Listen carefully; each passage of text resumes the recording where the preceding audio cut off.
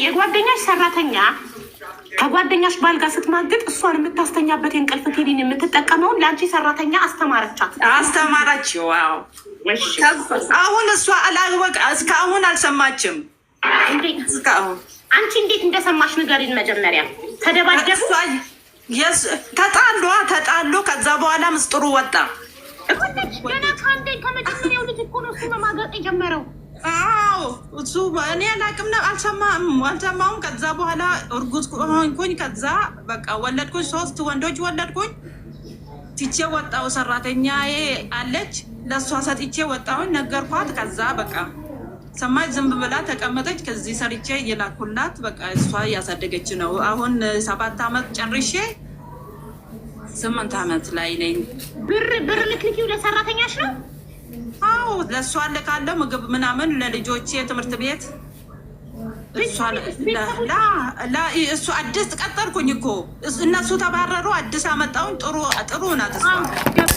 ሁሉም መጥፎ ሊሆን አይችልም፣ ጥሩ ሰዎች አሉ። ግን ቤተሰብ ያለሽ ማን ይቆጣጠራል? ለቤተሰብ ደግሞ አይሄዱም፣ ትንሽ ርቃት ማለት ሰራተኛሽ ገንዘቡን በትክክል እንደምታበላቸው በትክክል ሁሉ ነገር እንደምታረጋላቸው ማን ይቆጣጠራታል? ማን ያይልሻል? አብሬ ኑድ ያለው አውቃታለሁ። ከኔ በላይ ናት። በጣም ቆንጆ፣ በጣም አሪፍ ናት እሷ። እንደ እናት በቃ እና እንዲህ ናት። በቃ ትቼ መጣሁኝ። አሁን እስካሁን አሉ። አሁን 7 ዓመት ጨርሼ ወደ 8 ዓመት ከሀገር ከወጣሽ? አዎ አልተመለስኩም። እሺ እሱስ አገባ? እምቢ አለ። እሱም አላገባም። እኔም እዚህ ነኝ ያለሁት። እኔ ልገባ ነበረ ቪዛ ለማሰራት ሞክሬ ነበረ። ሰው በላኝ። የት ሀገር ነው ያለሽው? ዱባይ። ጠፍተሽ ነው የምትሰሪው?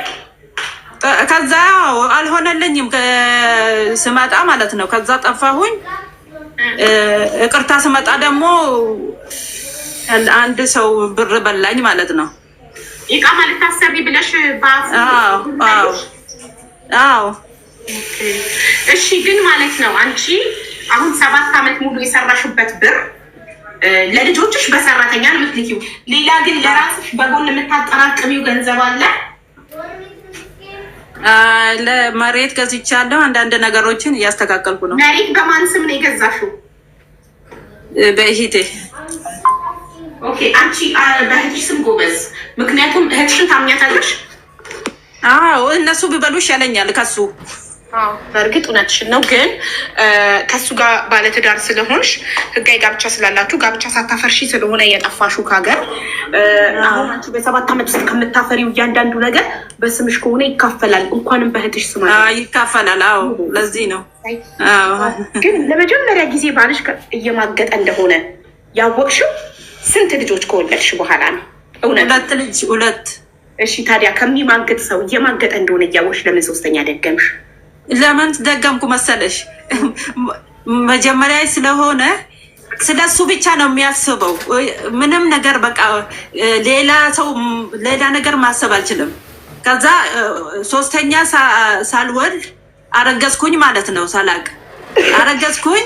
ከዛ በኋላ ወጣሁኝ፣ አወረድኩኝ ማለት ነው። ከዛ በቃ በድጋሜ ይሄ ቀረ። ከዛ ሞት እሱ አወረድኩኝ በመሀል ወላ።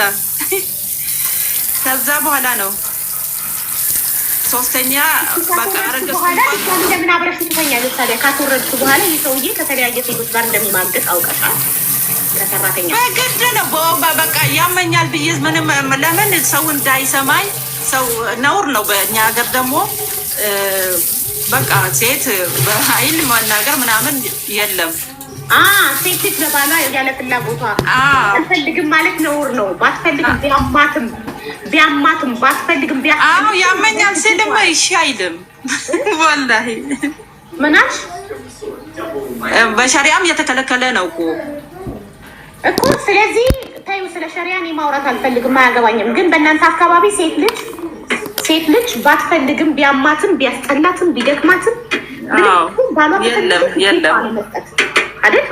ስለዚህ አንቺ እምቢ ስትይ ሰው እንዳይሰማ ብለሽ ያለ ፍላጎትሽ ከሱ ጋር ትተኝ ነበር። እንዲህ አይነት ነው አሁን ዋናው እኔ የምፈልገው ስለ መድኃኒቱ እንድማሩበት ሰው ጥንቃቄ እንዲያደርግ እኔ ይሄንን ነው የፈለኩት። ሌላው በጣም ጥሩ። እሺ ስለዚህ አሁን ማለት ነው የምታፈሪው ንብረት በእህትሽ ነው? በእህቴ ነው። አዎ። እሺ ልጆችሽ አይናፍቁሽም? 7 ዓመት ሙሉ ከልጆችሽ ርቀሽ? ይናፍቁኛል፣ ግን ምን አደርጋለሁ ታዲያ? ከሄድኩኝ ብዙ ነገር ያስፈልገኛል ለእነሱ ስለምልክ፣ እኔ ደግሞ አንድ ነገር መኖር አለብኝ። ለዚህ ነው እና አንዱ ነገር እንድትረጂኝ የምፈልገው ቪዛ የሚያሰራልኝ ሰውዬ።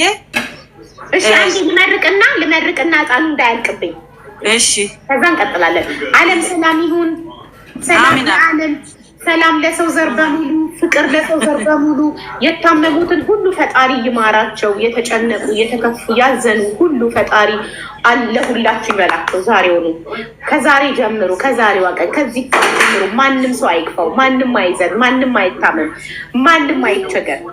ሁሉም የሰው ዘር በሙሉ ደስተኛ ጤነኛ ሆኖ ረጅም እድሜ ይኖር። ትዳር የምትፈልጉት ወንድሞቼ ፈጣሪ የተባረከ ትዳር ይስጣችሁ።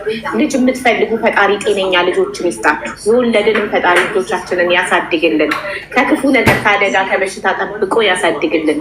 ለእኛም እድሜ ሰጥቶ የልጆቻችንን ቁም ነገር ያሳየን በአይናችን። በየሀገሩ በየእስር ቤቱ ጭንቅ ላይ ያላችሁ ሰዎች ፈጣሪ ከእስር ቤት ጭንቅ አውጥቶ በሰላም ለቤተሰባችሁ ለሀገራችሁ ያብቃችሁ።